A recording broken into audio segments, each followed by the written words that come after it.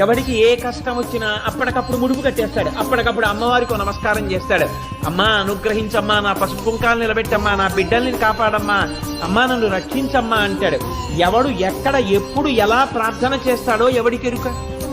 రాత్రి అయ్యేటప్పటికీ నేను పడుకుంటానయ్యా, మీ మొరలు వినలేను అని చెప్పి అమ్మవారు ఎప్పుడైనా అందా? ఆ తల్లి అసలు కనురెప్ప పడడం అన్నదే లేదు. ఎందుకని? ఆ తల్లి కనురెప్పే పడిందా లోకాల్లో ఏమైపోయింది.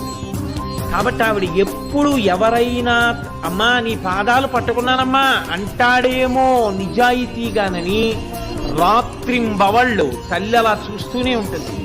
ఎవరైనా కానీ అమ్మా అని గట్టిగా ఆర్తితో నమ్మకంతో పిలిచారో అంతే, ఉత్తర క్షణం ఆ తల్లి అనుగ్రహించి పలికేస్తుంది.